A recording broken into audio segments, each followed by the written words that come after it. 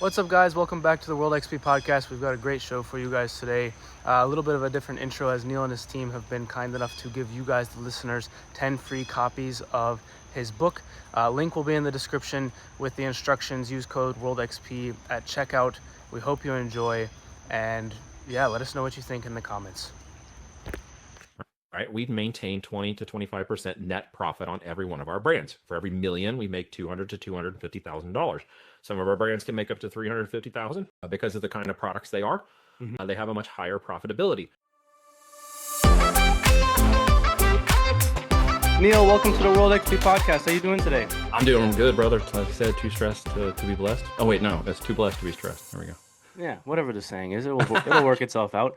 So why don't you do quick intro, kind of who you are and what you do, and maybe some of the things that you got going on, and then we'll hop into the question from the last guest, and then we'll just hop into your story. Right on, man. Well, in simple terms, I help entrepreneurs build wealth through physical products and building the businesses and brands that go with them. I've been doing this for the last 12 years in my own private label brands. Have 12 that we run within Voltage and own and operate. Helped, I don't know, hundreds, maybe thousands of people build brands and sustainable brands and physical products themselves. And quite a few of them have gone on to exit those companies, and a few more are in the process of exiting right now. And as I work through people or do with our business, my intent is to buy those companies. So when I work with people, I'm both the launch, the optimize, the scale, and the exit component of their business. So kind of soup to nuts, if you will. And that was led by basically being an affiliate marketer back in the day. Mobile marketing and affiliate marketing, cut my teeth on lead generation. I was doing it for a business. I had a consultancy that I started when I left my corporate gig way back in the day and fired the man in 2007. I'm going to date myself here. So I've been at this for more than 18 years now, but found out I had a really good aptitude for the media and the marketing side and got really good at it and was literally uploading mobile campaigns to mobile phones on spreadsheets before there were any interfaces. I'm not that old, but things have changed really fast in 20, 25 years. Yeah, they have. Really fast, dude. So I kind of got my teeth on all that and ended up in the physical products world so that I could control both sides of the fence with affiliate marketing and online and digital marketing. Most of the time, you don't control necessarily the offer, the outcome, etc., unless you create the offer, manage it, etc., even on the digital. But for me, I felt the physical product really made that connectivity to the customer, created more, I think, integrity in the offer itself by having a physical, tangible product behind it. And that really resonated with me because I was having trouble with the marketing side and the affiliate side. Things have been going really well, dude, and we'd be like crushing $1,000, $2,000, $3,000 a day in profit. And all of a sudden, the offer guy who owned the offer would be like, "Well, we're not doing that offer, or we stopped doing that, or we can't do this anymore." And you're like, "Ah, crap!" So then you'd have to pivot again, and it was really frustrating because those systems take time to get going, and you can make great money at it. You just constantly are on a hamster wheel of change, and I had gotten out of a job and I was trying to get out of the rat race and I was trying to get out of the job and trading time for money, and this was making it more difficult. And physical products that led to systems of automation made that possible to stop trading that time for money and actually get more people involved in the system and have more automation. Mm. So I guess this question actually is fairly fitting for you, which is if you could define success without using money, what would Yeah. it be? Purpose and value, dude. It's life. First off, I am a husband, been for more than 18 years now, and I am a father of four daughters. We live on 50 acres in the Ozark Mountains here. We homeschool them, and we spend a lot of our life together. In fact, I was just hanging out with them a minute ago before I came in here. And, we get to do life together, train life together, be a part of life together. They're growing. The oldest is 17 now, the youngest is 12. And again, four girls, so we're all going, negotiating that as an opportunity and a blessing. But really, it gets down to realizing that, my life, and one of the things I ran into and had major trouble with in the past is, as I sought for profit and I sought for money, I ended up stepping on other people, with the guys that I might be helping or trying to do something, but in actuality, I was self-serving. And that eventually led to, me being blindsided by a partnership that caused me to go bankrupt because I just didn't see what I wanted to see. I wasn't looking, I wasn't willing to look. I was kind of blinded by the money and the things, and I just didn't, it didn't reconcile, and it eventually caused me to go bankrupt. And that reshifted, into what was most important. And out of that process, and since then have come what I call my five F's. So that is, in essence, the change of that equation. A lot of people struggle and they want their side hustle, they need their money, they want to get going, they want a better job, they want more money, but they'll sacrifice the purpose and value and who they're doing it for in order to gain that. And I would recommend and nobody look at it like that if at all possible. Learn from my experience, right? And going bankrupt is not the worst thing that can happen. So I can tell you that you can come back from that. So don't there's lots of opportunity if you go after it. But the five F's basically shifted that entire focus over to the premise by which I now live my life since then and have changed into what I would feel is more of a servant leadership for people and less of a self-serving. If they get more, if I help them more, if they win more, I win more. And it's a very difficult thing to execute, but a very simple concept to grasp. If you're listening to this, you probably grasp it. It's the difficulty in executing it, persevering through it, and continuing to believe that it's the right course that is the most difficult thing to do. And that's why I know that business isn't for everybody. If you can't have the first pillar of faith, then you'll never walk out on your own. You'll never trust. You need guarantees. You'll never give it a shot. You'll never be willing to fail, fail forward, fail up, fail sideways, fail in, just keep moving. You will then sacrifice the other two F's, which are family and friends. So 2 and 3 are family and friends, the ones that would support you, the ones that might be there. Sometimes friends are greater than family. Sometimes family is the only one that's around when there's no friends. And each of those balances will be different for every person, but we need those things. They should be, especially as a man, the value of what you're trying to provide for. Of course, I don't mean that in the context of not a woman who doesn't provide. So let's just clarify that so you and I Yeah, don't get canceled on YouTube. But the end result is that, from my perspective as a man, okay, the rest of you can toss it aside. But the effect is that I feel there's a need to provide, protect, and when I had more children, it became more obvious that I had to extend beyond myself more and more. And when this event occurred, it was all I, needed to do was to focus on my family. And that's all I had time to do at that point. And that really shifted away from, well, why was I doing all this other crap, right? And I was sacrificing the family and even some friends in that process. And by the way, it is true if you go get divorced or you go bankrupt, you will find out who your friends and family actually are. It's yeah. a tough wake up call, and you will really find out who sticks with you and who's willing to leave or who's going to chastise you. It's a tough one, and most people try to avoid it at all costs by going into debt or doing stupid things to jeopardize their future by trying to avoid the pain thresholds of those kinds of problems. They do anything to avoid it, right? Desperately. And I would say embrace it because you're going to find that you will be strengthened by the people that come out of that. You will find friends become more like family. You'll find new peer groups and people who will help you up. And you'll find that they're more sincere and generous in doing that than people you thought would stand up who disappear, go silent, and don't answer the phone anymore. Those are tough wake up calls, right? But the other fact of that is, as you focus on those top three things, then the fourth one starts to happen. That's finances, right? If we put finances above all of those others, they will suffer. So if we can invert that relationship and realize that finances will come as a byproduct of that purpose and value and focusing on those top three, then the finances will come. They will come because you will now go beyond yourself to help others. You will genuinely and sincerely want to see them be successful in any effort or attempt to help them even if they stab you in the back and walk away and it doesn't turn out positive, you're still going to be in sincere interest of their success. And that leads to the real final one and the biggest one we're all searching for in some capacity. If you're listening to this in some way, shape, or form, you're searching for freedom. Could be freedom from a job, freedom from a bad spouse, freedom from a life you don't like, freedom from things you don't want to do, freedom from, sledging through your existing business, freedom from, the job you don't want so you can get into a business. There's all kinds of ways to explain freedom. But at the end of the day, choice is the ultimate freedom, right? And to have that freedom of choice does not come because you have money. And as someone who has, I had money, didn't grow up in a household of money, lost all my money. I can tell you that, it's the most freeing I've ever been, Mm. right? And it's a really hard thing to recognize until you hit that bottom, how much you carry all this other baggage on your shoulders, right? And you get through there and you don't realize that those are the mountains that you were carrying. Instead, you were supposed to climb them. Instead, you took it all on your shoulder and said to everybody, look how much I'm carrying. Look at me, look at my baggage, look at all this. I look at, woe is me. And you look for commiseration, and what you get is commisery, right? And other people are attracted to that, and you get the wrong people.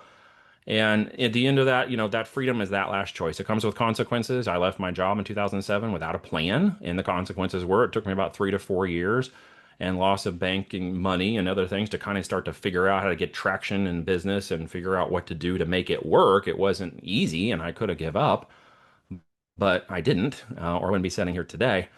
The end result is I had the freedom to choose to do that, and I felt empowered because I made that choice. Therefore, with that empowerment came more freedom of choices that I felt empowered to make, even with the money wasn't there. So, last part of that really, I think, is people are waiting for the finances to show up in order to gain the freedom. And I'm telling you, invert that. If you Mm. can mentally invert that process, so much will change for you. How did that inversion? Well, I guess I got two kind of questions. They're not, Sure. maybe they're a little bit related, but not really. So first, how did you invert that? Because I think a lot of people, it's tough to take a risk from saying, okay, well, if I don't have the finances, then like, how can I start my business that I've always wanted to start? Or how can I take this risk? Or how can I've got a kid and I need to put Get food on it? the table for them or save for college or whatever, all of the things that people would be concerned with. I would Um, typically say that you have to set those aside. Was that the question? Sorry, I didn't mean to cut you off. yeah, that was one part of Okay. it. So go, yeah, Go go for on it. that, go on that.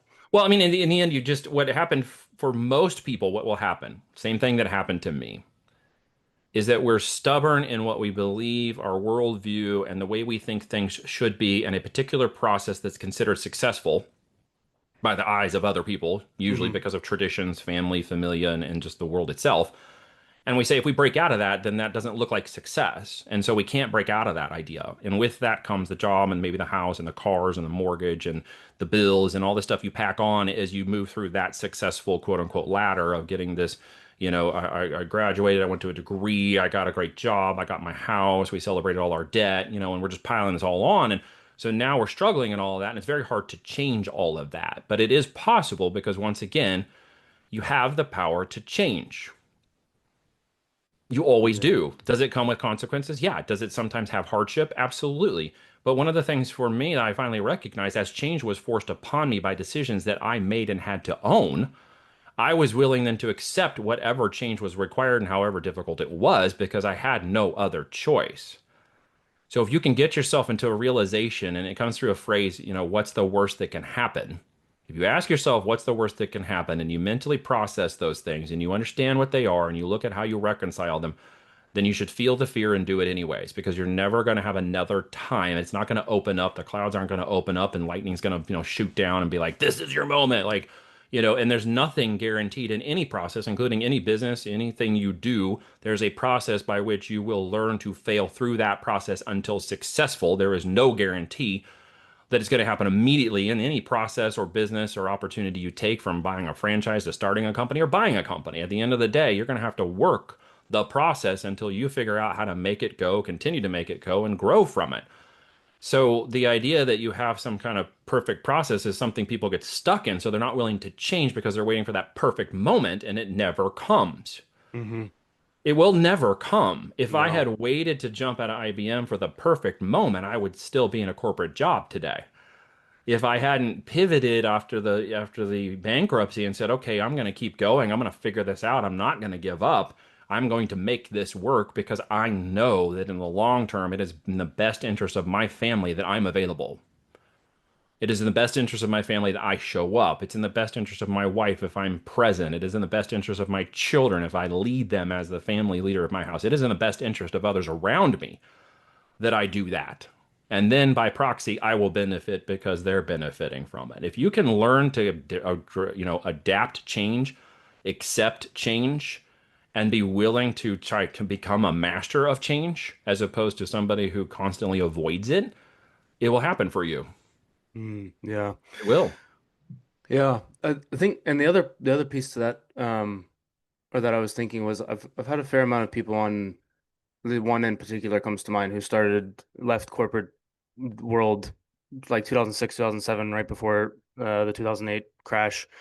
And um, oftentimes the story that I hear is like, yeah, well, these things are like exactly what you said. What's the worst that can happen? And well, I'm now in this situation because of decisions that I made and the chances that I took, and now I have to own it. And then always what follows that is this was really hard, but now I made it through. And I think it's an interesting kind of paradox where it's like you didn't have a plan, as you said, and now you're in this sort of scenario. So there's, in my head, a happy medium, right? There's never a perfect moment, but also there can be things done to maybe avoid the conundrum of I don't have a plan. Now I'm here and now I have to persevere and I'm not going to go back to corporate world, but also I wish I had maybe planned a few things better so I could have had a softer landing or whatever the case is. And I think also, at least for me, that's something that maybe I get my head wrapped around too much instead of just taking the leap on whatever thing that I'm Faith. interested So in doing. pillar Or one is yeah. the faith to realize that you should trust in yourself, trust in the process, realize it's imperfect, and then do it anyways. Mm, If you leap out on faith, you can't expect to walk on the water. You know you're most likely going to swim, but give it a best shot, good faith effort that you walk on the water when you do it. But you're most likely not going to because we lack most of the faith required to do the things we should do. So we hesitate, we question, and then we try to figure it out on our own. And the moment you pass that barrier, there's a moment where you should have acted and you realize you should have acted because you see it in hindsight. But that gut reaction that said, go and try this, okay, the fear kicked in, the what if kicked in, all that other stuff kicked in, and the burden of all that came down upon you. And after all of that, you don't do anything, mm, right? And with that, you've already now hurt your mind. You've already set yourself back. It's like a check on the box, right? And every time you put another check on that box, it's like putting another weight on your shoulder, putting another weight on your shoulder, another weight on your shoulder. And the only way to free yourself from that is to start shedding those things. And the way to shed those things is to do something. Everybody wants to be wise. Am I wrong? no. They want to be seen as wise. They want to look like wise. That's why there's 19-year-old life coaches with check marks telling everybody how wise they are, right? Everybody wants to be wise. But the only way to wisdom is through experience. How do we get experience? Well, you have You to take do action. stuff. Yeah. You have to take action. So if you're afraid, if you need a guarantee, if you want this to work, if you're not sure about this and blah, blah, blah, the only way to find out if you're right, wrong, or need to pivot through your choices are to execute something. Take action is the biggest step. Everything you do on that little 3 foot walk up your hill is 3 foot higher to Everest, 3 foot, 3 foot, 3 foot. And every time you make little changes, it's not so far you can't see backwards, but you need to keep going forwards. And the minute you don't make those changes and don't execute, you start looking behind you and you see all the baggage. And that just weighs on your mind. It is an exercise in futility to look backwards, to consider the things you didn't do or shouldn't do. What you should look forward to today is what can I do today to positively impact tomorrow, even if it doesn't happen today. And every day I'm going to step forward. Here's something my wife asked me. She's like, how's your day today? And many times I will simply say, I just moved the ball down the court. Mm, Just move the ball down the court. Why? Today is efficient unto itself. I did everything I could do today. I can't force things to happen that I want to. I will hopefully see them come to fruition tomorrow or the next day. I'm going to keep working probably until they do with whatever time frame in which that actually occurs, but I'm going to keep going until it happens. And then when it happens, I'll be like, great, we made that. We accomplished that. That's amazing. But it may happen now or 2 weeks now or 2 months or maybe 2 years from now. Say everybody is always in that desperate, gotta have it go now. And if you can just quiet that storm down, if you can just get that crap out of your mind and set it aside through whatever mechanism of coping, right? Or whatever mechanism of help that, go for a walk, lift some weights, talk to your wife or significant other, go play with your kids, do some activity that breaks up the consistency to get your mind out of that gear. For me, I've got 50 acres, so I got a lot of things to do that take up my nothing box when I'm riding on the tractor for 2 hours or 6 hours on the mower while I'm out here taking care of stuff. There's a lot of times to just decompress all that stuff out of my head and just reset my energy level while I'm doing that kind of stuff. And you need to figure out what it is for you. Or going for walks with my wife. We go for a 4 or 5 mile walk every morning with my wife. And that's just time to decompress, do physical activity, have a conversation with her, start the day off on the right foot. We come back, we have coffee, we talk, and that is just a great way of energizing and staying in camaraderie and just building up the coping mechanisms that are required to allow you to execute through the imperfect actions and then watching mm. something perfect happen along the way. But you have to start executing, or you will not get the experience, positive or negative. Usually, you'll learn from the most negative experiences. It certainly is true. And then you will become wise in what you do and do not do. And then you can probably help others. Yeah. Yeah. What caused you to take the leap in 2007 to quit corporate world So, and go yeah, off? dude, that's a great question. 2 years before that, my uncle died. My uncle was I'm going to call him my rich dad. My father, who's 83, lives up the hilltop and just up on 5 acres and can literally throw a rock and hit his house from here. So he comes down and my mom does and hang out with the kids, and they're all right here and we can hang out. It's really, really cool. Um, he was a hardworking guy, jumped out of high school, and went to drive truck. And then eventually by, 17 and a half, he got into the Navy and did 2 tours in the Navy when he was overseas in Vietnam on a destroyer and got back as a boilerman and a mechanic. And he pretty much worked that, job in the factory for the rest of his life, the rest of his career, excuse me. And with that, he was a hardworking guy. But in our house, money was a four-letter word. We didn't talk about money. It disrespected Yeah. dad. He was a hard worker. He worked third shift. You just don't do that. You don't disrespect dad by, saying you need things or money. It's what you get. You were happy. You got food. Shut up. He was a Vietnam vet from the Navy. He was a hard, suck it up, buttercup kind of guy. Crawled into the cars, worked on everything, and said yes, sir, a lot. He softened a lot with four granddaughters, by the way.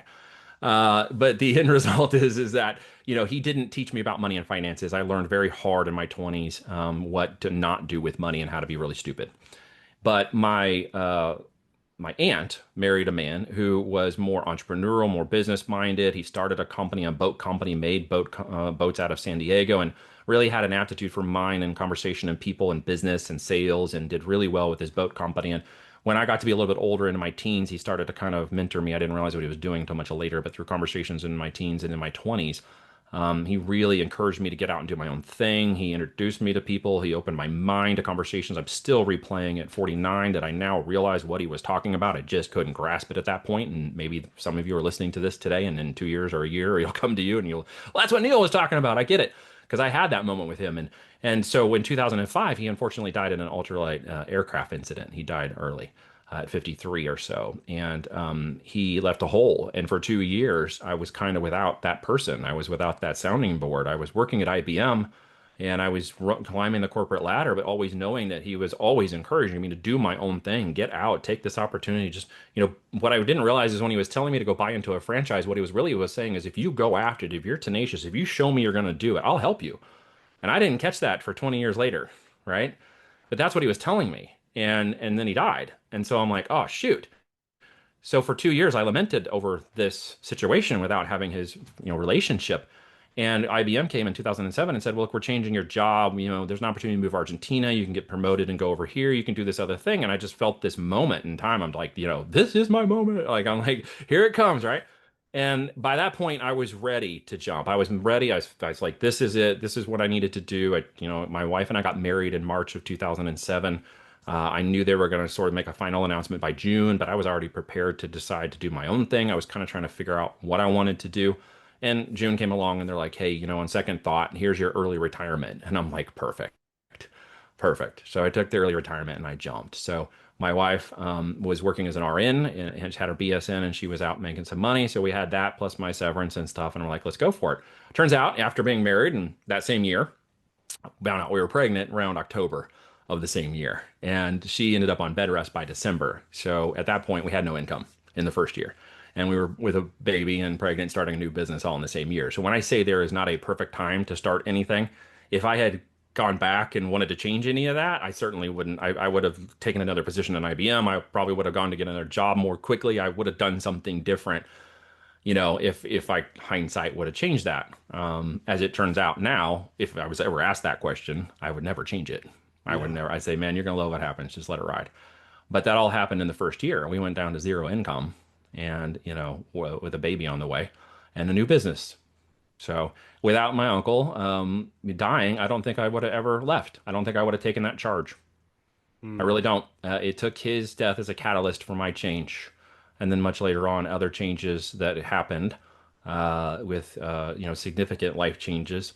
My wife dying once on an operating table, and then being resuscitated, and then dying again in a day situation in the hospital where we had four young babies under 5, and I thought for at least 24 hours I was going to be a single dad for the rest of my life, and dealing with that change was tremendous. And then going to the bankruptcy was another major tremendous change. And each of those gave me clarity of mind, focus, and purpose, and just had me double down on that this was the right path. This was absolutely the way I should be going. And as I look on back now, I see why. Yeah. Was Voltage the original? Was that It the was first not. business? Okay, No. so talk through kind of you've you're starting the first business, first kids Yep. on the way, Yeah. zero income, Yep. first client's always the hardest Oh one. yeah. Like that scenario, are you going into the affiliate marketing kind of No, e-commerce world dude. at that point? So I like hadn't talk even through really that. considered that. What I was trying to do was figure out how to get some gainful employment of some kind, and I was totally unhireable. We were living near Tulsa, Oklahoma, and I couldn't find a job to save my life. Nobody wanted to hire me because they knew that I quit. So I Mm, was having a terrible time trying to find a job. And so what ended up happening was about 8 months after I left ish, The partner who was over me, and I was in a partnership there in IBM, called up and said, "Hey, that project you were on and a couple of other ones are completely falling apart. We need you to come back and like fix this. Can you come back and fix this?" And I was like, "Well, I'm not really wanting to come back as an employee because at this point I realized, I'm done. I broke this. I broke the tie. I'm not going to be an employee." He's like, "That's fine. We'll make you a contractor. Just offer a rate, get a per diem, tell me what you want, and come consult with us." And I was like, "Okay, shoot the moon, man. $250 an hour plus per diem." He's like, "Done. When can you be here?" I'm like, "Oh, crap." So that was my first client. I went back to IB on a contract as a contractor, not an employee. They were paying me about 105,000 when I left IBM, plus benefits and everything else, to then turning over $250 an hour plus per diem. Yeah.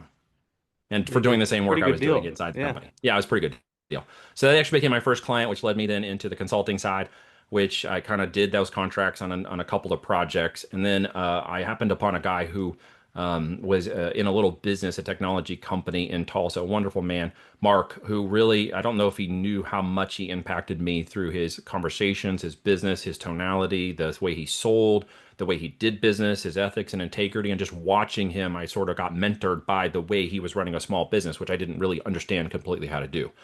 I didn't understand. You're the washer, you're the dryer, you go late, you go early, you handle everything, you're the accountant. Like he just kind of helped me understand these are all the parts of the business. And I just listened and gained it and did what I could do to support that. And he really helped me through that process. And I don't know that he did really understand that that's what he was doing, but that's exactly what he was doing for me. And with that, then I realized I have to not be the guy who's just trading time for money in a new box because that's what I Hmm. ended up doing. And I was still under an hourly. I was still trading time for money. That's not why I got into business for myself. And I was like, well, how do I get out of this? And so you got to take a risk. Oh, imagine that. The risk was I had to sell more projects and then hire people. And that's a Hmm. big risk. Because if you've never put payroll on a credit card, have you ever really risked anything in business? Because I can tell you, yeah, you will if you try. So, and they didn't have the same interest rates, like the 0% for 18 months crap you get now, or whatever. They didn't have that back then, man. This is like they were at like 18% easy, and you had to pay it up.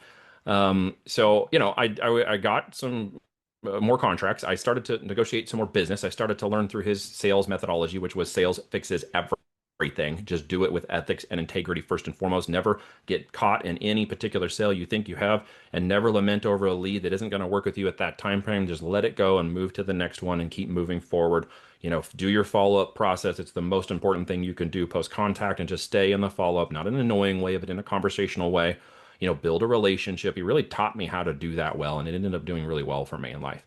But that sales fixes everything. The risk, hiring and getting a contract. I ended up with 10 subcontractors on my business, consulting at IBM and other places. I helped deliver the 2010 census project as part of IBM's subcontract. My 10 guys were flying around helping with that. And while they were doing that, I was learning online marketing and media marketing, and I was taking courses from Onyx and Gall and anybody else I could buy courses from that would teach me online marketing. And I started to do that, and then discovered I was actually pretty good at it. So that's when the affiliate marketing actually kicked in, because I was like, well, I'm doing lead generation. I can do this really well. And somebody said, hey, these mobile apps. There's this affiliate thing. You can make this money. If you're pretty good at that, go try this. So I signed up for it. Turns out I was making more per day in profit selling mobile apps from my laptop, doing media buys through spreadsheets and uploading them to mobile systems that would go out across the world to like France and South Africa and other places. And I was suddenly, oh, okay. I was like 30, $40,000 in credit card debt at that point for the media buying, trying to figure this out. I was nearly 300 campaigns in before the one took off and started making profit. Let's be real. And if I had given up at 299, we probably wouldn't be talking. So the end result was campaign 300 took off, and suddenly I'm making like $50 a day in profit. I was hooked. Like that was the dime bag of marketing. I'm like, oh, here it is, man. You snort this thing, and like you're off and running now. So I got that hooked, and I was like gung ho, dude. So 50 turned into 100, turned into 1,000 a day, and all of a sudden I'm like, oh, I got this thing figured out. I don't need the consultants and the stress and the project, whatever. So I let that all wind down. And for about 2 years, I did really well at that. Well enough that I realized, as I said earlier, I wasn't controlling the whole business. I was still controlling only half of the business, which was Hmm. affiliating and marketing and doing the half of the sales. But I had nothing that I delivered that was officially mine. Can you And that's talk what led me to to kind physical of products. like digital marketing, affiliate marketing? I think people kind of lump multi-level marketing into these Almost. It's not terms? really the same. No, Well, affiliate I'm just marketing, saying, can you like define them so people oh, sure. listening have a Yeah, yeah. context into what it is Network that you're talking marketing about? in simple terms, or an MLM, multi-level marketing, is selling somebody into your downline who's going to sell a product for you. And so your commodity is to sell more people into your downline. That's really what it is. Not about the product or even the company. It's about teaching people how to do the marketing and stuff so that they sell the products, they become part of your downline. And the more people you have in your downline, the more it rolls up to you. So as a very like top 5% of MLM makes any money, all the rest of the people slug through down here trying to make the products and sales work in your downline. So that's where multi-level marketing typically gets a bad name because most of your downline is not smart or strong enough or has the marketing necessary to do what you did. They just got into your downline and you're making a little bit of money off of everything they do. So that's Hmm. where it gets a really kind of a bad connotation.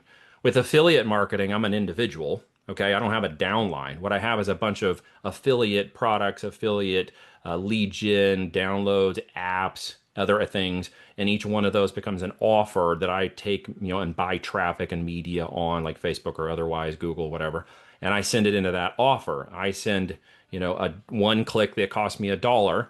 And if that person downloads that app for $1.50, I just made 50 cents. If they sign up for that form and it's $3 and it cost me $1, I just netted $2 in profit. If I can do that, 1,000 times a day, that turns into pretty good money. So it's just me and the offer. There's not a bunch of people. So that's a big difference between network marketing and affiliate marketing. And you will typically work with someone else's product, affiliate it. In today's world, it's influence marketing when you're promoting somebody else's product through influence marketing, like on Hmm. TikTok or whatever. That's basically affiliate marketing. You're making TikTok videos, you're endorsing a product in the TikTok shop, like a supplement or whatever, and you make money on that traffic that you do. In my world, that's one way organic. Another was paid marketing in order to do that before TikTok even came around or Instagram or any of those other things, right? So we would pay for media to do that. So the big difference is, but either way, you don't own anything. Right. That's the end result. You didn't own anything. I didn't own anything. I didn't even own a brand. I just owned my credit card and whatever media account I was paying on, right? Um, so the world of physical products really changed that because now I'm building a brand, and in that brand, I have actual products, and each of the product is serving something, serving a person, serving an outcome, serving a thing. They buy the product, they use the product, they like the product, they want to buy more product from my brand, right? And in the end, it doesn't even become in the end about the products, it becomes about the brand. Yeah. Same way Was you're connected to Toyota or Nike or whatever, or Apple, you're connected to the brand and the products are just the way you got connected. was the physical product shift post bankruptcy or pre? Post because it was actually part of my turnaround. So as I spent all that Okay. money on affiliate marketing and this big business opportunity and got completely jacked, I came back to what I know I was good at, which was defining the marketing, doing the marketing, etc. And then I ended up attaching the physical product at that time to it because I knew that if I went back to what I was doing before, I still wasn't gonna, I still had this missing component. I had something missing. And in my world, it was literally the brand with the product. Can you And so talk to somebody the said, "Hey, you can sell on Amazon." And that's Can when you the whole talk thing to the started. bankruptcy piece? Just like Yes. I've not had somebody tell a story of being bankrupt on the show before. So just like what it is, what it means for you, how you came to the realization of Yeah. like you mentioned before, you're like, okay, some people go into more debt to try and get out of it, and like all the things that just went into that, you finally like, okay, I need to do this, and then how to get out of it.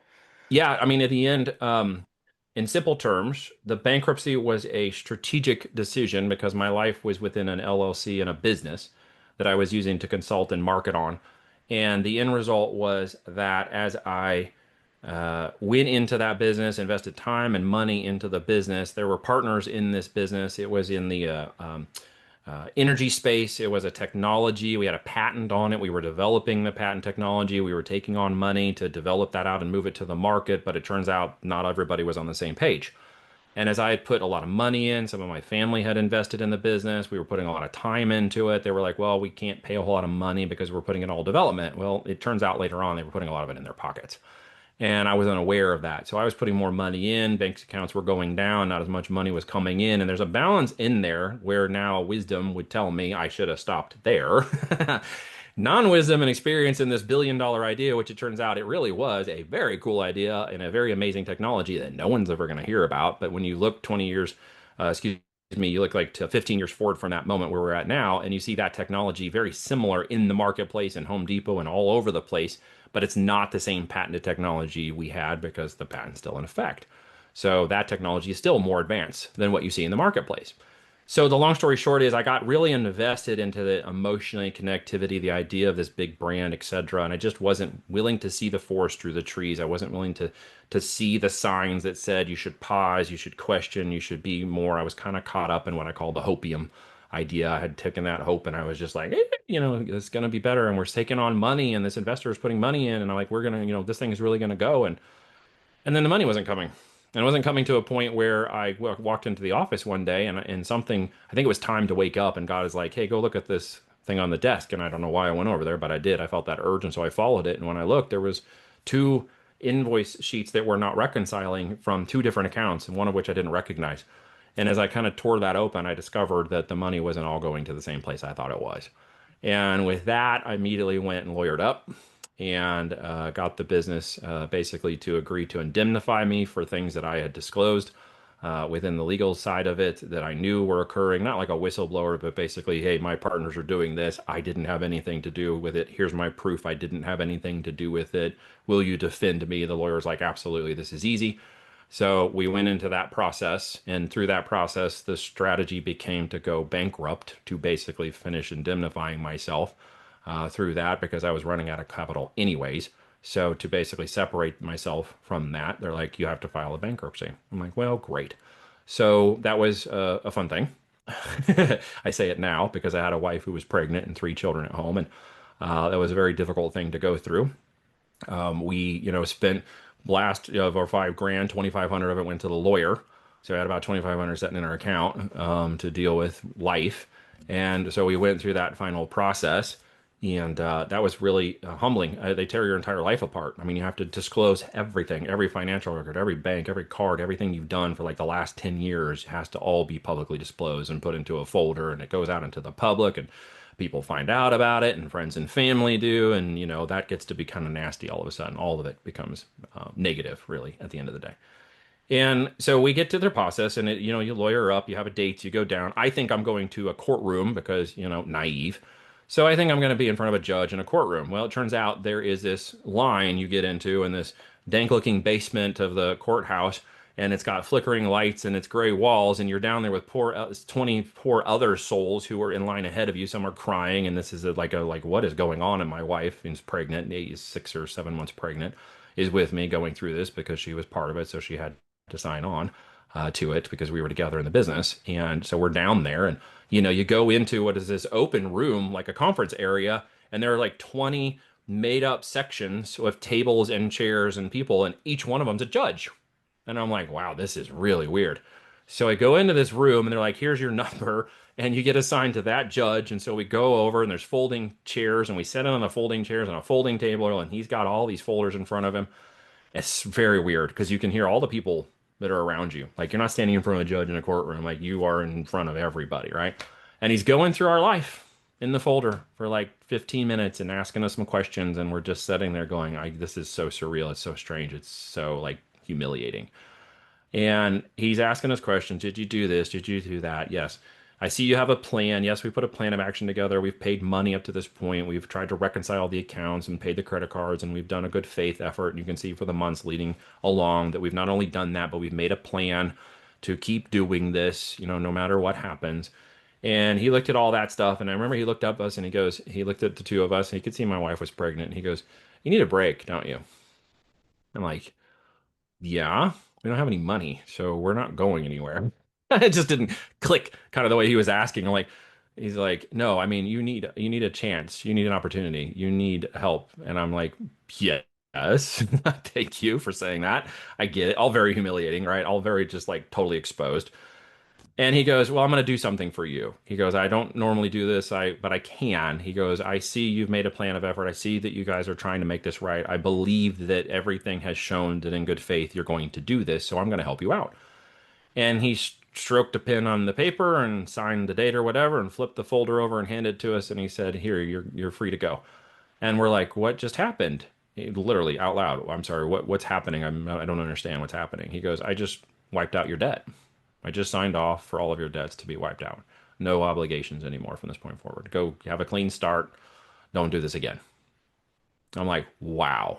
That's when faith showed up, man. God showed up in a big way in that moment. He just wiped our debt off, gave us a clean slate. We didn't have any credit. Like I was at a 450. My credit score tanked. We had no money. I couldn't get credit cards. We had basically what was left in that account that was dwindling off and no income at that point. But we had a clean slate. So we started over. Wow. That's another constant I hear in the stories. There's like a moment of somebody taking a chance or like showing, Faith especially showed when up. they don't have to. I Yeah. believe God showed up for me, man. I'll give glory to God in this one. That was His. He, Yeah. he showed up for us in a moment we were most desperately in need of hope, of an activity, of something. Our faith was being tested, our walk was being tested. Would we, blame God? Would we be mad at the world? Would we blame ourselves? Would we get depressed? Would we fight each other? Would we be destroyed as a relationship? And in actuality, we were closer than ever. We walked together through that process. We couldn't do anything else. We had babies at home. We had life to do. We had things to focus on besides just ourselves. Our relationship became, it was difficult. I'm not going to lie. But the one thing that I know about my wife, people joke this is my ride or die. Well, I know it for a fact. My wife rode through something extremely difficult with me.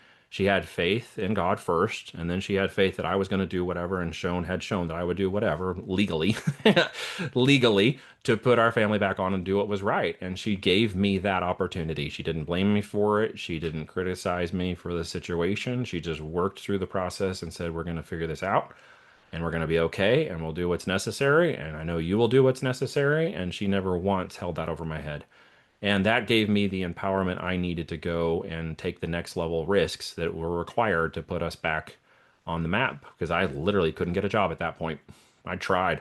There wasn't any Uber or Lyfts either, so I couldn't just Yeah. go drive a car and try to, and the one car we had been repoed because I had to make payments to, family and to the credit cards and to life, food, etc., and formula for my kids. And so the car went 3 months without being paid. And so one night during that bankruptcy situation, they came and took the car out of the garage at like 9:30 at night, and they backed it out with all of our kids and our car seats, not the kids, excuse me, all the car seats and all the kids' stuff. The kids were not there; they were safe in the house, and took the car right out. And it was the only car we had. And they took it out the door, and that was gone. Right? Wow.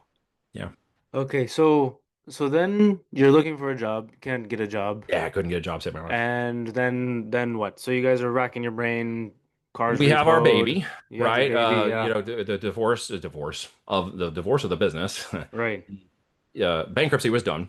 And so we had our beautiful little baby girl, which was also traumatic because during the divorce thing, why do I keep saying divorce? I had a divorce. This is not what we're talking about. During the bankruptcy thing, my wife had a situation around 6 months where she woke up one morning, blood everywhere, and we thought we'd lost the child. She raced to the hospital. She had feeling to get there faster than I could call an ambulance, and so she just raced to the hospital. And I was coming back from a sick child to the room, and she was flying out the door, and I'm like, "What's going on?" She's like, "I'm headed to the hospital. I'll call you." I'm like, "What the heck?" And we thought we'd lost her. They couldn't find a heartbeat. We thought it had become a miscarriage about 6 months into that. That was very dramatic, and for her and everybody. And that happened literally in the middle of the bankruptcy crap and the money and everything. And it turns out, that it was just a slower heartbeat and the baby was still there and all this stuff. But it put her into a really high risk category. So every week, twice a week, she was going to a high risk pregnancy doctor until she gave birth. And so the bankruptcy ended around December, and then baby came around April. She had a lot of complications with that last pregnancy, so much so that forced her into a hysterectomy. And then by June, she was in the hospital doing a hysterectomy. What should have been a 1 day surgery overnight, she would come home, turned into a fight for her life. So that was June of that next year. So it was a lot going on during that time frame, dude. There was a lot, and so yeah, the medical device failed, didn't cauterize properly. Her lung cavity and everything filled up with blood internally. She was bleeding. Put compression on her. They didn't understand what was going on, so the emergency doctor hit her with a shot of morphine, too large and overdosed, and she coded out in front of me. And thankfully, I was there, and her breath went down, and beep, beep, beep went to beep, and she literally went dead right in front of me. And they got her crash cart and put her back to life, which was incredible to watch. Hit her with something called Narcan, which reversed all of the morphine and everything, and she came shooting back to life, but in extreme pain. And but she was alive, and so that put it into an emergency situation, and they sent her into to figure out what was going on, and reopened the surgery. And they thought they had it fixed in the second surgery, and turns out she was still bleeding. So by the time I got back to her from the first surgery, they were already pulling her into the third surgery, and called a consult for another on-call doctor to get in there and try to figure out what's going on. And that took 4 hours on that third surgery. So what ended up being, it was supposed to be a 1 day situation, took 3 days. She died on the operating table, and they brought her back again from the blood loss, and then ended up with like 8 pints of new blood and got all that kind of sorted. But that really physically hurt her. And there was literally that period, somewhere around 24 or 30 hours, where the hospital, because of the way it was set up and the way they were, trying to move her through the emergency situation, I didn't know where she was. When they took her back at 4 in the morning, I didn't see her until almost like 2 a.m. The next day, because they were moving her around and I wasn't sure where they were going, and they were moving her through the emergencies and back to the hospital. And they were like behind security doors. And I remember I just literally went around the security guard and I ran through the doors into the hospital. I'm like, fine, arrest me, I don't care. Where's my wife? I get back there, and when I find her for 5 minutes, they're rushing her into that last surgery. And I don't know what's going on, but there's just lights going off and people are coding, going crazy, and they're like, get out of the way. And they're doing this thing and they're rushing her off, like this super dramatic moment. And I'm like, this is like crazy. And I don't even know what's happening. So between that time and the time she disappeared, I'm left in a waiting room going, I don't know what just happened. Did she die? I kept trying to get information from them, and they didn't know what was going on. And 4 hours, 5 hours later from that, this is now 24 or 30 hours into this whole process, and I wasn't sure she was there. So I was spending time reconciling the whole thing, and then thinking through the process. Did she actually die? What happened? I'm trying to figure out what's going on. Am I going to be a single parent? That was a crazy time, man. That was a crazy time. How does that for you? So after she recovers and everything, how Yeah. does that change how you view, well, everything really? Well, I mean, the purpose and value kicked in because that's all I had time to do. I was a dad of 4 children under the age of 5. I was now the provider. I was the primary caregiver of a wife who took nearly a year to recover after the surgery. And so my entire time was spent taking care of them. What money I could make came from odds and ends, mowing lawns, just doing what I could do to kind of make some hustle money. And by the grace of God, money sort of just showed up. I don't know exact. I remember one month in particular. I have a screenshot from my Arvis bank account during that time frame, and there's two accounts. There's a savings account with like $200 in it, and there's a primary account with like $367 in it, and that's all the money we had. And we needed about $1,816.53 to make our bills for the next month go. And I don't know how that money showed up. I can't remember to this day exactly how it showed up, but all those bills got paid.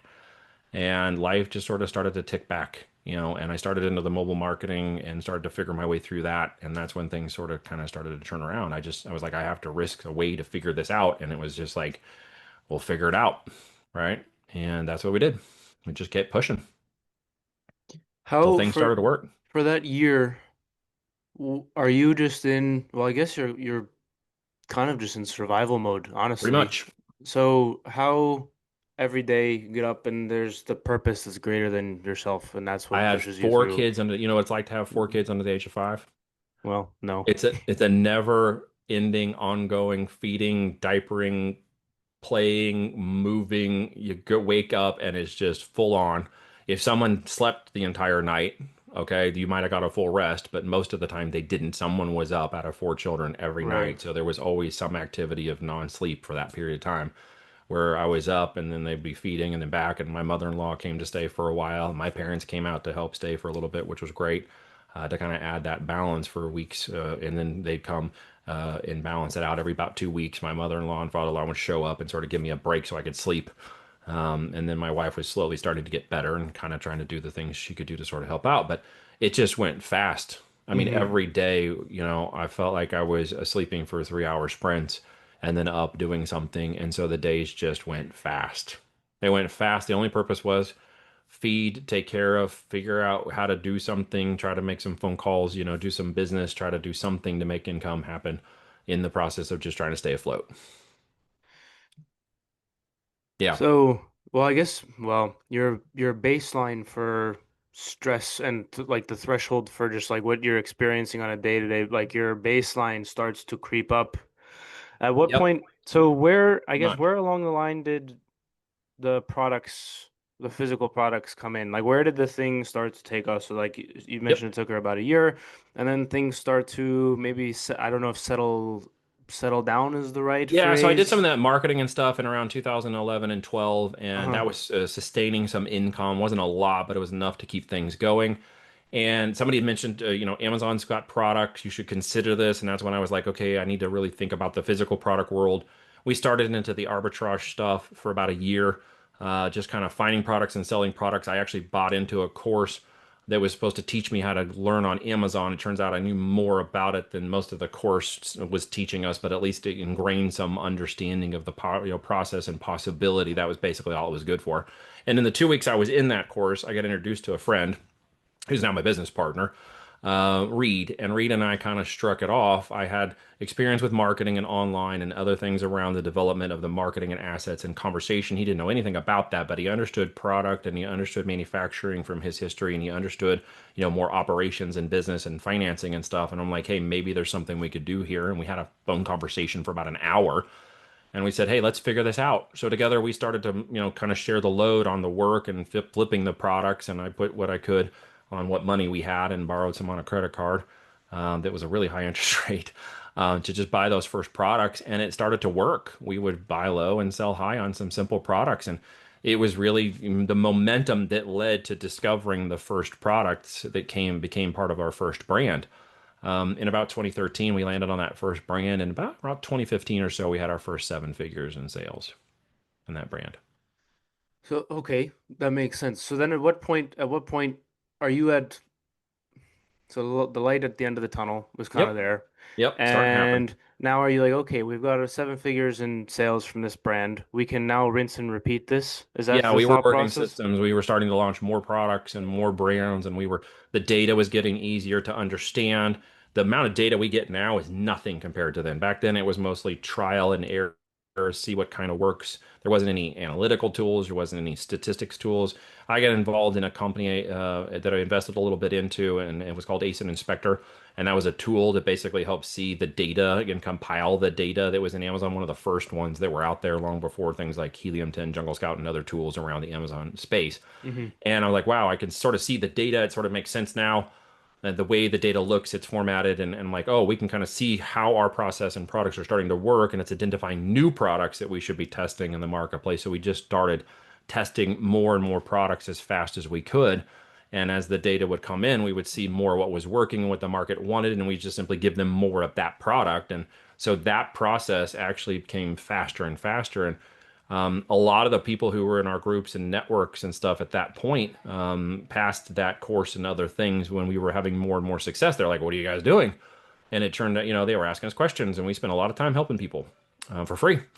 And started seeing people have success, and the process was working. We coined it the green light process. My partner, who's very good at the analytical detail process stuff, built in a worksheet flow of content and data that we would use to put in our product data and then analyze the profitability and estimations of those kinds of products. And so we would say, well, this product, not that one, because the data looks better.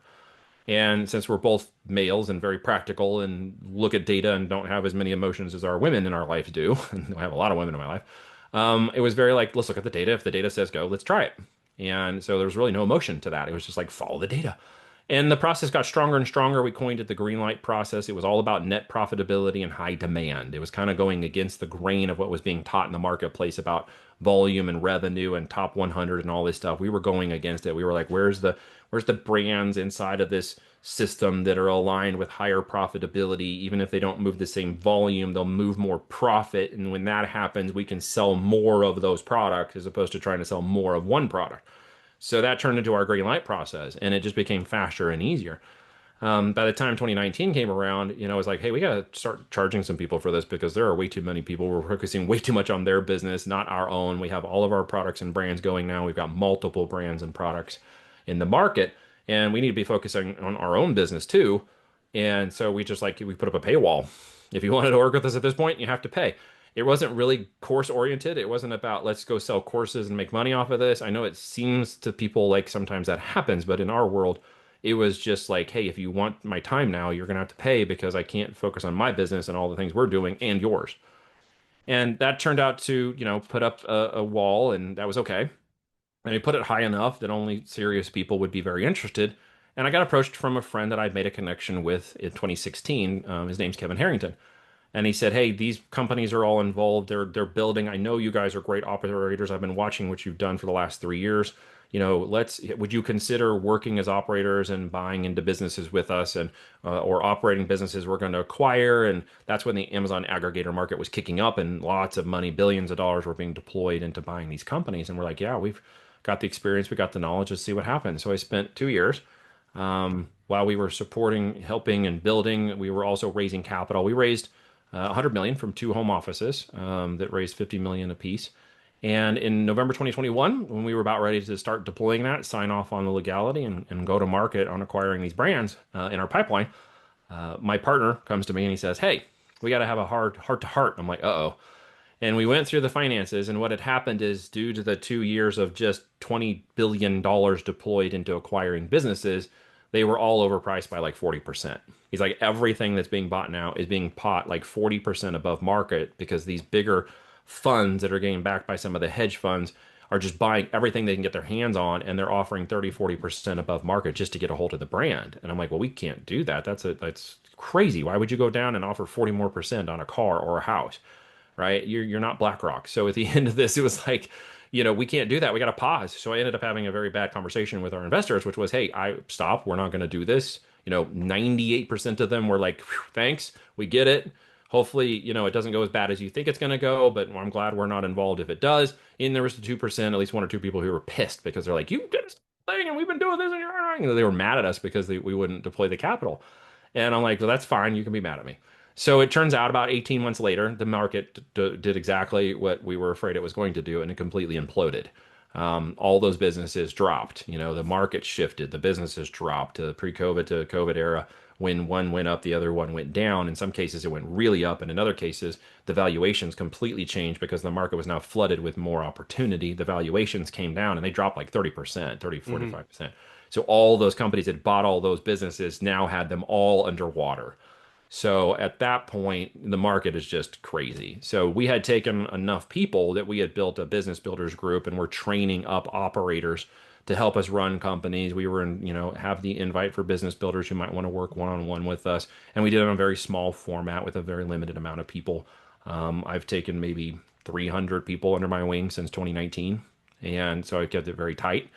And with that, I trained up enough operators who now operate our companies for us with us through profit margins. And when we acquire a company, they help us operate it. And they're all individuals like yourself who came in and learned and built the business and they're really good at it. They have their own company. And I'm like, hey, you want to split some profits with me on this and come operate it? Like, absolutely. So I can see who rose up. And I have 4 of those operators now that work with us. But we now that the market shifted about a year ago, I met a company called Patriot Growth Capital, which is a veteran-backed, veteran-funded organization to help. They helped 16,000 veterans last year through their missions group, and to help them up and help them out and give them jobs and help them towards jobs and just help them, with veteran stuff. And it's been an amazing thing to watch. And they said, hey, would you be interested we have an equity division and it's been wondering could it get invested in e-commerce, and the long story short was if you guys operate the companies, help us run them, come in as a partner, help us deploy them and manage this correctly, would you be interested in that? And we're like, yeah, that's a purpose, that's a mission, that's now purpose and value over profits. I'm like, I'm interested in that. And we're about to close on our first company. We've gone through 400 frogs. We found our prince. We were supposed to sign off on legal yesterday. I'm waiting to hear the update from the last signatures, and we should close somewhere around mid to end of August on that first company. It's about a $12 million acquisition for that first company. Nice. Yeah. So for people listening that kind of use terms like product, brands, companies, Sure. businesses, people know like what those are, like what the words mean. But in Yeah. terms of Amazon, like are you guys manufacturing stuff? Like what does that actually mean Yeah. in terms of what you guys are doing? You're like, okay, data says this product. Like what does that actually mean for this for Right. somebody who's listening who maybe is interested and wants to get involved, but they don't really understand? Like, can you describe like Yeah. what sorts of things you guys are looking at and like how it kind of works? Well, in essence, there's 4 things, all right, for those who are listening. 4 components to any seller or active seller that's in the marketplace. Amazon is just our single first channel, if you will, for incubation of products. It's 49% of the market. So we take a product there, we incubate it, we validate it, we find out which variation or size or price point or color they want. And then I can take that into TikTok and Shopify and retail and other locations, and I can create what's called an omni-channel or multi-channel for each of these e-commerce businesses. While Amazon's the first one, we will go into omni-channels. It increases the valuation of the company by a long shot. Okay. So taking them first is just where is the sales? Sales fixes everything. You go to a platform that's entirely engineered to sell. That's why it's 49% of the market share. So that's the real reason to go there. But to make it profitable, you have to figure out what the heck to sell, and that's step one. And there's a conditioning affect that we like to go through that leads to really understanding through our green light process what is a customer need or a customer intent. So much of this system we run on now, everything is AI now, right? And even Amazon's systems of Cosmo and Rufus are all AI driven to help basically get that product to somebody in 30 seconds or less and get them to buy it. It's entirely engineered around that purpose, right? And so if I just go with the flow in that business and I look for what kind of products there actually are, the data will tell me what are the customer needs.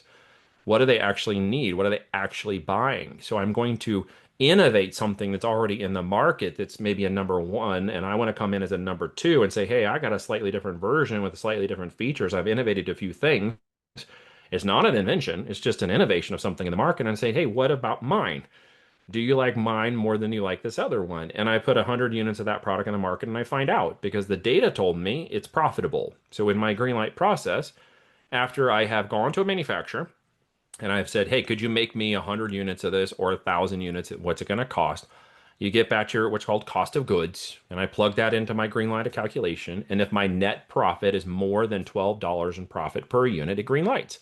If it doesn't, it's yellow, and if it's bad, it's red. Well, guess what? Go, maybe go, and don't go. It's pretty Hmm. easy, right? But it's all data driven, and with today's systems, Amazon has given us access to things in their seller account to give us the data necessary to know exactly how many keywords, what exactly are the customer needs, how much of which product, where they're located in the system, and exactly which products are making up that demand. So there's no guessing. It's just data. So the marketer in me, the guy who did the affiliate marketing and figure out how to do all that, was like, well, then this is just direct response marketing. If I follow the data over here that says sell this product, and I'm going to go to a manufacturer and have it made for me, and I want this product to be made this way, right? So it looks like the other one, but not exactly. And I'm going to test it in the market, then the real test is to sell it to an AI engine. So I sell information, images, graphics, copy, etc., to an AI engine whose entire job is to sell something to anybody in 30 seconds or less. And I say, you got that knowledge. Here's what I'm presenting. Let's make sure we get it right because when we do come together, this thing sells like crazy. If I get it wrong, it'll sell sort of. If I get it really wrong, it doesn't sell very well. It's not that it Hmm. doesn't sell, it just doesn't sell at the right speed, velocity of sales. So yes, I have them manufactured. They are in my brand, private label within my business. They are unique to the market. They're not patented at this point, and they're also not touching anybody else's patent. And I put that one in the market and I use their giant automated intelligent AI system to take my product through their brand to the customer. And I leverage that opportunity and that automation by giving it image graphics and content that I become, and teach my people to become very good at how I present the product in the market. That's very, very important, okay? Because I can have the most amazing product data and says, this is the one, it's the holy grail of all products. Because remember my experience, you can fail on that, right? Yeah.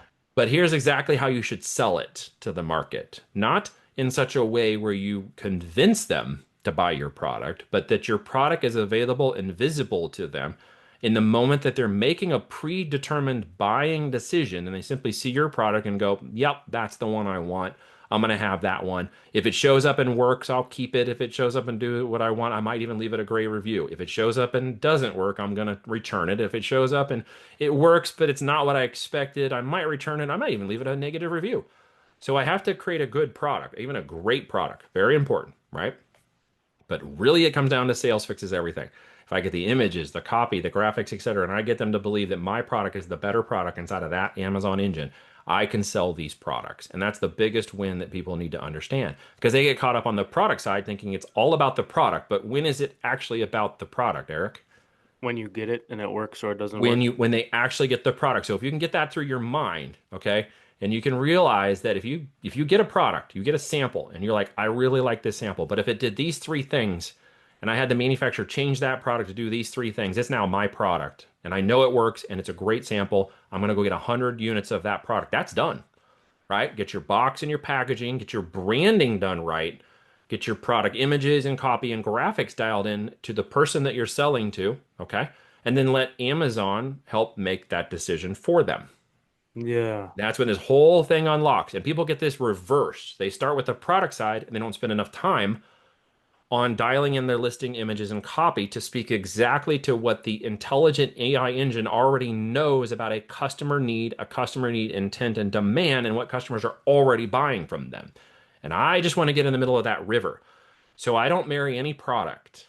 Every product has a life cycle. Every product has an opportunity. Every product is part of a brand, which means you don't marry your product. So you churn through. That's why our 5 by 5 is 5 products that we will put in the market to find out which one or two becomes the best seller in our brand for our profit, for our whole business. And then we're going to double down on the marketing and inventory of those products that work. We're simply going to give the market more of what it wants from us. And I know it sounds like I'm oversimplifying it, but I think everybody overcomplicates it because they start thinking manufacturing, I've never done that before. There are hundreds of thousands of manufacturers. They start thinking, well, I have to invent something. No, Can actually, you you just need to can you touch on innovate. the manufacturing piece? Because for Yeah, me, that's always when I'm talking about marketing or people selling products or this and that, I'm always sure, like, how do you get so like the easy example in my head that comes to mind, like as an athlete, people use resistance bands all the time. You can buy a sure. pack of five for like $8 or whatever, and it's a piece of rubber that has different Resistance bands thicknesses, actually right? sell really well. I've got a client who So sells a lot of resistance bands. so when you're like when people think of manufacturing plant, they think of like assembly line or like they've got the images from like the documentaries where there's a big vat and then the maker's mark one There's is this another one and they're like, "Oh yeah, movie everyone theater thinks it is." cinematic version of manufacturing in Exactly. people's So like minds, right? how should people think about manufacturing in like the current day and age? Because the way that I interpreted what you were saying is like, well, there's a bunch of people that make a bunch of things. So like I've got this hair product right Hmm. here. It's like a Hmm. putty, I don't know what they call it, pomade type thing. It's Got like, it. well, does this brand have its own, like if you wanted to do this, would you go to a different person and say, "Hey, I need you to get like these ingredients," and then like where do you get the ingredients or how do you make sure or are there just plants that like how does it work? Like how should Well, people you think of take it? that product image or that product or take an image of it and you go to a site called Axio.com, ACCIO.com, and you give it that image and then you let its AI system go through its database of manufacturers, which is connected to Alibaba, and it pulls back only the specific manufacturers that are tied to that product. And you might find that exact product being made from other manufacturers, and you will contact those manufacturers and say, do you not have an exclusive with that product, and could you make a version of it for me? And they'll already have the materials, source, manufacturing, and everything ready to go. And you're simply asking, can you make a customized version of that product for me? Hmm. So like Right? with a resistance band, for instance, you just go to that website and there's a manufacturing company that isn't the brand that's on the resistance band, like There'll Simply be Fit or somebody whatever it else's, is. right? Hmm. It'll be, and so you'll say, okay, can you make another one of these for me? And And if I instead of give you my having logo, five can you private resistances, label them? Yeah, exactly. And instead of they will be five like, resistances, we absolutely, want we can do it. six, and they already do all the supply chain and the rest of it. And all You do you've the got to do manufacturing, the is, packaging. You'll give them packaging and information you want for your particular gotcha. brand and how it's on there. They'll give you what's called a performa invoice and tell you, well, if you order 100, this is what it's going to cost you to ship. They will typically give you what are 30, 70 terms, meaning you would pay 30% down on the pro forma invoice. Okay. So that means if it's a $10,000 invoice, you're going to give them $3,000. And then when the product is done through quality control, has been inspected, has been packaged, and is ready to hit the water and be taken over by the logistics company, you would pay the 7,000 at that point. Now it's your product on the water being shipped into Amazon's warehouses. Okay, not your basement, but Amazon's warehouses. Right. At that point, it's your product on the water. You control it. It shows up, it gets checked into inventory, and it's available for sale. So that happens in a continued basis. If the first samples you get, hey, I would like to get a sample from you of the product to see how it works. Can you send that to me? They'll be like, sure, that'll take 7 days. Got a credit card, we'll ship you a sample. You get it, you look at it, you say, hey, this isn't a bad product. This works great. I've snapped it 10 times, it didn't break. It seems it's made of good quality and material. I could see this sample working. I've got two other samples I got from two other manufacturers, and these are not the same quality. So I'm going to go test 100 units with this manufacturer. Once you find out the quality of the manufacturer and you prove you can sell it at least 100 to 200 units minimum in the market, I prove I can sell it in my brand with my image, with my copy, at my price point. When I know that data, with no guessing, because I sold it and I can see how fast I'm going to sell through, then I'm going to go order 1,000 units from that manufacturer and say, okay, I need a pro forma invoice for 1,000 units. I'd like you to manufacture. How fast can you do that for me? And Mm. everybody thinks I got to go to China, which you do not. We get manufactured stuff in the US, we get stuff out of India, we get stuff out of Italy, we get stuff out of Pakistan, we get stuff out of Vietnam. You don't always get stuff from China, just to be very clear. There are certain components of electronics and certain things that you do get from China because that's kind of where they locked us into for now. US manufacturers and stuff aren't going to catch up with that just yet, and their price points don't always work, but you can find US based manufacturers for a lot of products because of the way we do business at the $50 to $500 retail point, not the sub 50, 30, $19 price point that a lot of courses and hopium mindset gurus and crap, oh, just spend 5,000 in this, blah, blah. No, dude, that's where the real scam is at. The real time, energy, attention, and money required to these businesses will cost you a minimum of 50 to 100K in the first year if you're going to be serious about it. If you're really going to turn it into a business that in 3 to 5 years can change your life, and if you're going to turn it into enough profit that it becomes a really good saleable asset. Okay. Mm. And that is where in 3 to 5 years, the time you put into that business, the growth you put into its maturity, the amount of engine that can churn up in 3 to 5 years can create generational time and wealth freedoms when you sell that business. Okay. And you don't have to sell all of it. Sometimes when people sell businesses to us, they want to keep a percentage. They want to stay involved. They want the comfort of our network. They want the collateralization. They want more people helping them out. They can stretch their arms out wider when they do that. And they're like, hey, I can do this thing really good. I've been doing this really good, but I suck at these other things. So if you guys can do those and I can keep doing this and keep a percentage and get a little cash out, in this business and then see it go out for another 5, 7, 10 years and maybe exit again, many of the operators want to do that. And as long as they're good operators and stuff, we'll have that conversation. But just to be very clear, when I work with people who come in and are aspiring entrepreneurs and want to get this thing going, I'm going to give them the software. I'm going to give them the knowledge. I'm going to tell them exactly where to go sell. I'm going to help validate the products that they're going to sell. I'm going to help them build the business into a successful CEO operator relationship because in 3 to 5 years, if they've done a great job and have followed the process and grown the process, I'm the first right of refusal that they come to say, hey, I'd be interested in selling this business. I'm there to go, let's look and see what it's valued and see if there's interest in buying it. I'm the first stop on that road. So if they're building and growing and doing what we know in our process, then I know they're going to be successful. But make no mistake, if you think you can do it organically, if you think you can start a physical based product business for 5 grand, you're wrong. I'm sorry. Those are the lies of the hopium course dealing gurus. The truth is, in a physical product business, a capitalization of inventory is required. And the real capitalization comes with growth. Just to give a scope for anybody listening, that business, the $12 million one we're acquiring right now, any idea how much inventory is being collateralized every 90 days on that business? How much? 2.2 million. Mm. Okay, every 90 days it's turning over 2.2 million in inventory.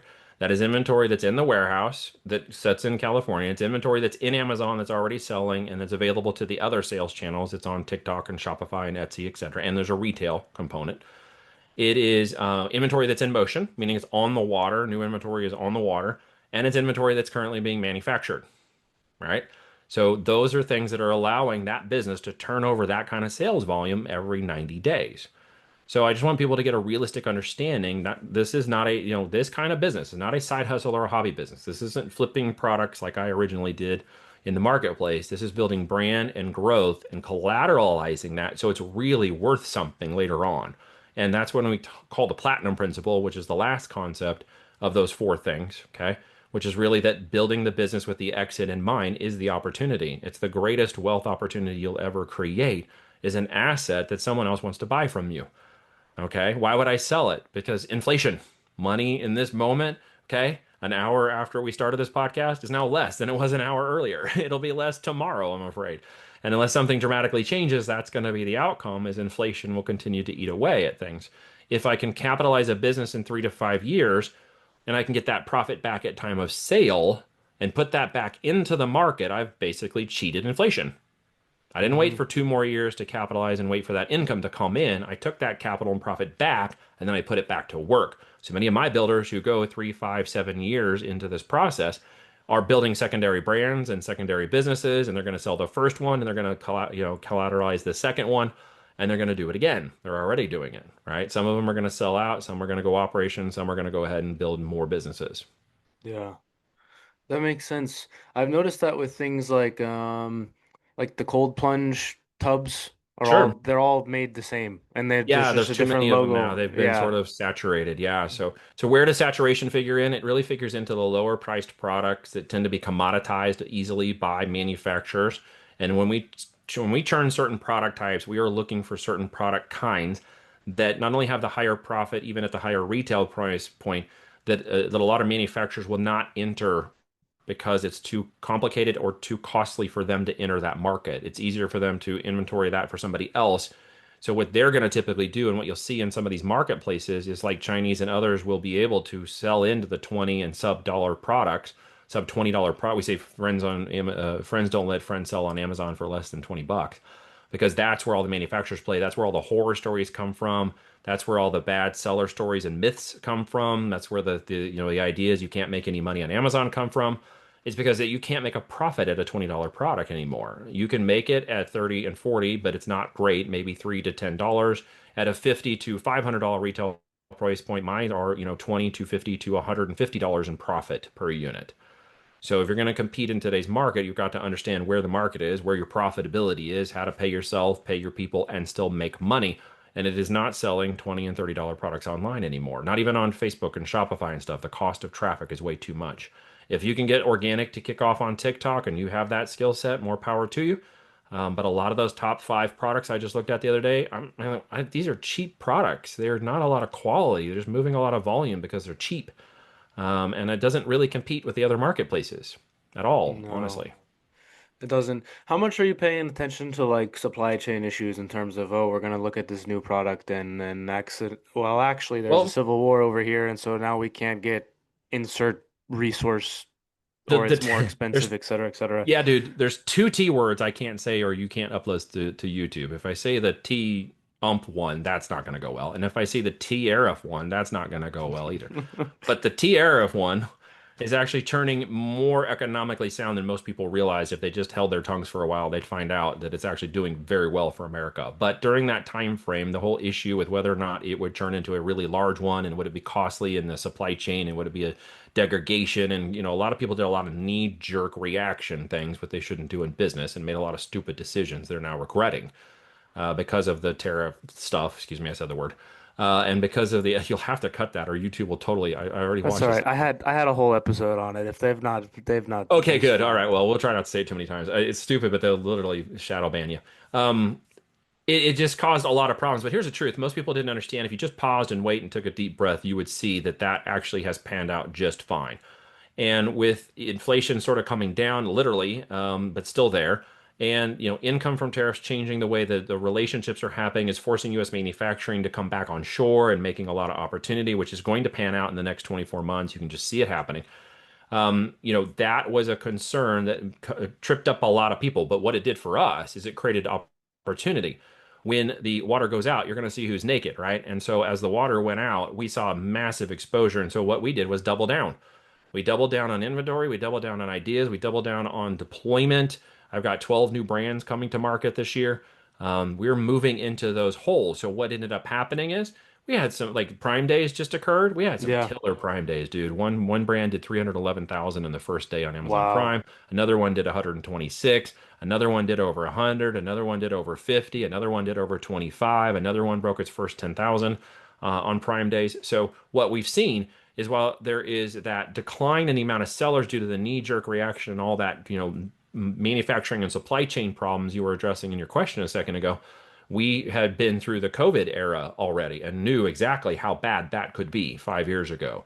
We in 2019 December, I paid about 4,800 all in for a 40-foot container of product to be delivered to the U.S. shores. Okay. In the first quarter of 2020, that jumped to $25,000. So you I want to don't talk think about I don't think problems? people realize that like No, what they had no idea how bad that first 2 quarters of 2020 were for e-commerce businesses and anybody in the product world. The major corporations and stuff who have collateral and issues, they paid through it. They didn't really complain that much. It was a cost of an opportunity because traffic and online sales went vertical. In that same first quarter, we saw 10 years of growth in 3 months. Like there was a hyper growth situation that was occurring, right? And so you had to pay to keep in the market. We could, because of the kind of products we had, stay in the market and stay collateralized because the profits were there to do it when many other people fell out of the market. Well, a lot of people fell out of that market, but actually that slingshot effect in that short time, along with the tariff issues, meant there were about 300,000 net sellers that were lost this year that were not online due to de minimis drop shipping, tariffs, and other things. They fell out of the market. They didn't even try to come back. There was a net 300,000 loss. And with that, given the fact that in just this one channel, that's 49% of all US sales, it makes 5 billion impressions a month. 30% of the sellers disappeared from the marketplace, but the 5 billion impressions stayed there. So we saw huge opportunity and we're jumping right into it and we're seeing the effects of it through Prime Days right now. And we're expecting to see an incredible fourth quarter because that 30% of people are gone. We have now removed, and repositioned in the marketplace to take over the market share where others disappeared. That brand we're buying went from 30% to 43% of market share just during this time frame because the product stayed in motion when others dropped out. It just gained all that market share, right? So it's set to double its income in the next year just staying in the Mm. market without changing anything, just staying in the market where it is and keeping the inventory turning. That business we're acquiring should double in the next year.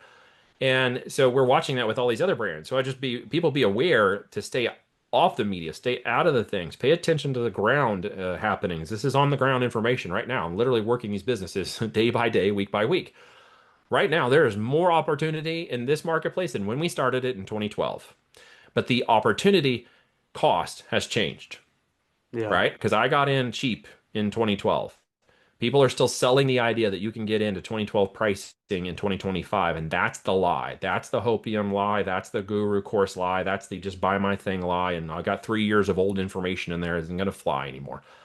That is where you got to be very careful with this kind of stuff. If you need to do something, do it with today's practicality and realize there is a huge shift. This week, the crypto markets have gone through the roof. The stock market is, as these new rules are coming into place. Capitalization is reforming in the markets. Money does not leave, it just moves like a river Yep. through things. And we're watching this river shift. Okay. It is shifting in such a big way that I don't think people really appreciate just yet how much it is moving behind the scenes. And having been in the ground and been in the capital raise and been in the markets, I can see it happening. This is your chance to be bullish. If you don't build a business in the next 6 to 12 months that starts into this process, you're going to miss this window. If you didn't get into crypto 2 years ago at some level, some shape, some form, at a few $100s or a few thousand, you missed a big opportunity. If you're paying attention to this today and you're wondering, could I do this? Should I get into the world of physical product? Guys, physical products behind OnlyFans are like the oldest profession in the world. The digital OnlyFans is like the newest, oldest profession in Yeah. the world, if you catch where I'm going with that. Yeah. Physical products are the second oldest commodity. Everybody's always needed a product. They always Yeah. will. When the markets are up or down, this is an inflationary proof model of business selling physical products. I've learned that in the 18 years doing this in business, in the 12 years doing it with physical products, I have learned through those major shifts, and those are big shifts. We've never seen a COVID response before. We went through that. We haven't seen a tariff disruption in our timeline. We just saw that happen. So I'm from the ground up business person right now. I'm telling you, there's never been a greater time to get a physical product based business going than ever. We're going to deploy 2 million into those brands by the end of this quarter, just to get those into the market because that opportunity is going to be huge by this time next year. Mm. Have you like any brands that you've gone into, like I'll use the resistance band one example because we already used it, but there's other brands that already exist. As you cut into market share of those Yes, brands, correct. have you ran into any hiccups or like, hey, Oh, stop this is doing that business, because, man. well, of course, but if Yeah. you run into the wrong player, then all of a sudden things may be not so great. We have a brand we're rebooting that I know will be successful again. It was successful on its startup, November through December of last year, where some idiot, I didn't even know he had this level of access in Amazon. You discover new things and you solve new problems because business is nothing but a series of solving problems. Let's be very clear. Okay. I'm solving my problem, somebody else's problems, an operator problem. There's just a lot of problem solving. That's part of business. This idiot had some level of access in there to allow him the ability to go in and put what's called a DCMA takedown request, part of the 2005 Act for digital copywriting, and say that we copied image copy and graphics off of his listing.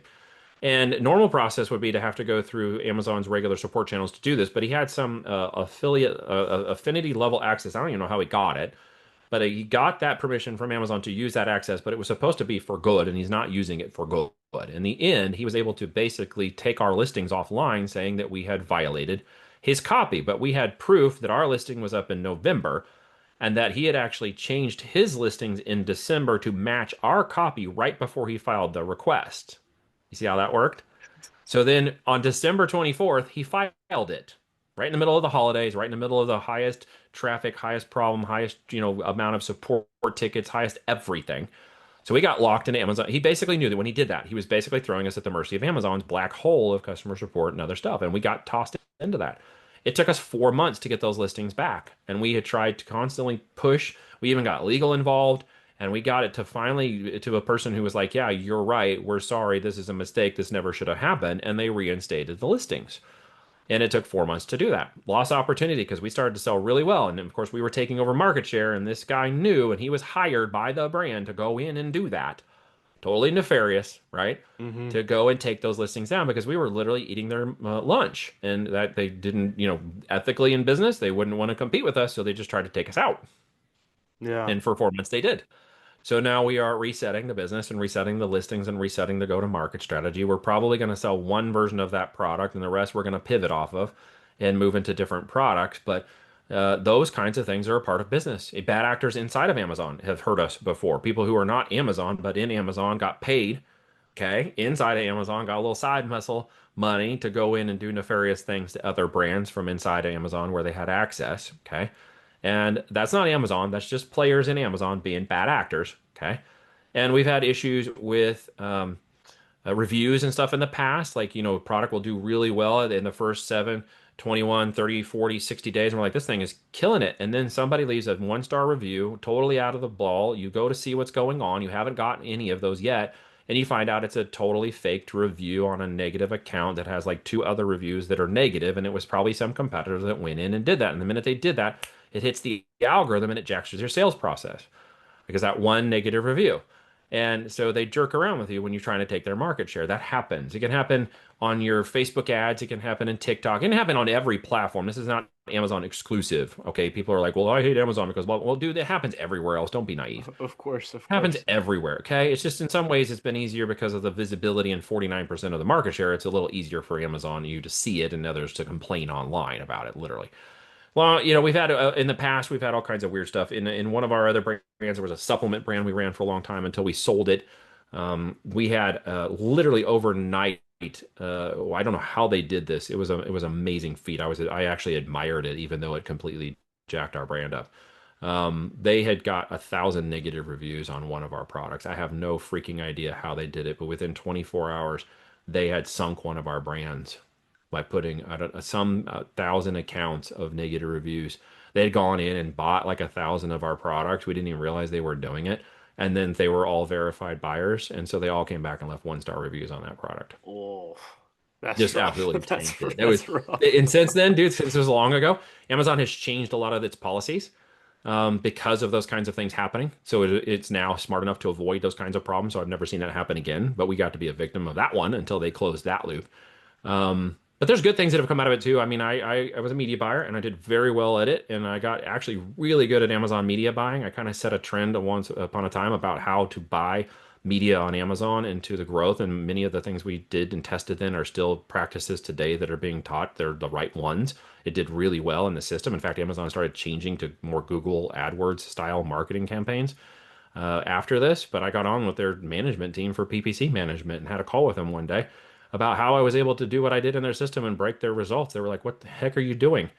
And so we had this whole thing, and I was telling them what I was doing. And I don't know that I had a lot to do with this. I don't want to say this out of arrogance and pride, but about a year later, they started hiring Google engineers away from Google AdWords and shifted their whole ad face into more of a Google AdWords style keyword-based management system that it's in now because we broke their system, literally. So there are, today though, I will tell everyone that there is a tremendous opportunity with this kind of business model. You just have to understand that the level of the game has changed. I would not recommend anybody goes alone doing this now. You can get started, but you are going to miss out on a lot because there's a lot of complexities now in the years we've been doing this. There's a lot of nuances that can screw things up. There's a lot of little gotchas, that, no one's going to tell you about, or you'll have to dig through 100 YouTube videos to find one little golden nugget in some 100 hours of video watching that solves your problem. That takes forever, right? And it's just not enough on the ground experience with a lot of these guys who are showing their revenue but won't tell you about their profits. Right? We maintain 20 to 25% net profit on every one of our brands. For every million, we make 200 to $250,000. Some of our brands can make up to 350,000 because of the kind of products they are. Hmm. They have a much higher profitability. But let's make it very clear that's what the profitability should be on a strong brand in the market. It should be a minimum of 20% net profit. If you're selling products below $50, you can't do that today. Be very clear. If you think you're going to go and buy a product that has a 20, like, I saw this thing the other day, dude. I'm totally rambling. Shut me up if I. No, you're good. You're good. Okay. So I saw this thing the other day from one of our, they're not even a competitor. It's one of the software tools. We don't compete with people. I don't care about it. And they did this workshop and they had all these people go in and use their tool and they all ended up on the same $27 product and they were all like, this is such a great product and all this stuff. And I was doing the math and I ran it through our thing and I came up with the cost of goods and I'm like, they're going to make like $4 in net profit off of every one of those units sold. You know how much volume they're going to have to move in order to make that really work after taxes? You're Tons, probably looking at tons, a tons, dollar in tons. profit after taxes, operations cost, systems, software, people, resources, and all the other things you got to put on top of that. After you get that, unit price and your gross profit down to your net profit, you're probably closer to a dollar. Like they weren't telling the truth about this. I'm like, no, that's not sexy. That's not cool. Like you can't live off of that. That doesn't work. You have to move so much volume. But Neil, there's volume, and true, there is volume. Amazon moves like 7,000 units a minute across its system. It's a juggernaut. But how long is it going to take you to get into that market share? Can you sustain your business on a dollar profit in the first 12, 24, and 36 months? I've never seen anybody do it, Yeah. right? That's the lie, and you need to understand that. If you make more than $10 in profit per unit, you got a shot at it. If you're selling products with $20 to $30, it's almost guaranteed that in 1 and 2 and 3 years, you'll have enough profit to pay yourself, to grow the business, to see it turn into a real going concern, to toss off the real profits you want to make 100, 200, 500,000 a year in profit to your bank account, because that's all that matters at the end of the day. And you'll actually see this turn into a really good business that someone else wants to buy you from you for a lot of money. Yeah. Where if the people are interested in, and obviously you've got the voltage thing behind Yes, you, sir. which is the name of your company, but if the people want to learn more or get some of your workshops or books or whatever, where should they go? Yeah, simplest place, voltagedm.com, voltagedigitalmarketing.com. Got presentations. Kevin, who wrote the forward, Kevin Harrington, for my book. We also have a presentation. We talk about our as seen on TV. That's one of the ways I discovered my first brand was at 3 a.m. in the morning feeding my daughter saw an infomercial for a product. And I said, I bet we can sell one of those. And we went to Amazon. It turns out they weren't doing very well. So we made a comparable brand against their product and sold it for $7 more per unit. And then, sold 2,000 units in 8 weeks. So we talk about how that strategy works to build an omni-channel Amazon channel, the real cost of association. There's trainings. The book is the strategy guide. Okay, it's not a tactical guide. It's a strategy guide to building a real business through profit and optimization, scale, and exit. The workshops will also talk about the 4 steps. And then if you do talk to anybody in my company, first it will be me. You will not hit an AI system. You will not hit someone else acting like me. You will talk to me. I don't go through a lot of people.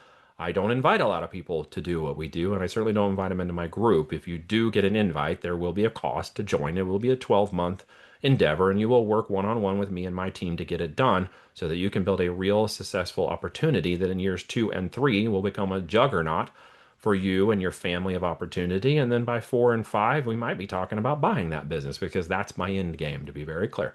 And I realize that's not for everybody. So just understand when you show up, that's what you should expect. Very nice. Any last nickels before we get you out of here? Dude, I would just say if anybody's still paying attention, thank you very much to the conversation. But I think the real thing I try to get people to remember is 2 components. One, and this is my own life experience, opportunities will begin at the end of your excuses. If you just stop making excuses for every reason why you can't do something and get out and try it, which leads us to imperfect action.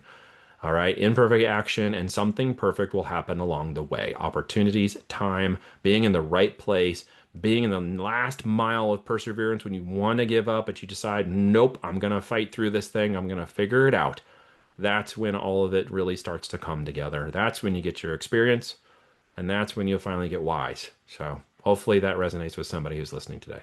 Yeah, that's a great way to wrap up. For those listening, links, of course, will be in the description as always. Neil, I very much Awesome. appreciate your time. Learned a Thank ton you, man. today. And for those listening, thank you, and we'll see you guys next time. Peace. Thanks for tuning in to the World XP podcast. If you want to watch another episode like this one, click there. If you want to subscribe, click there.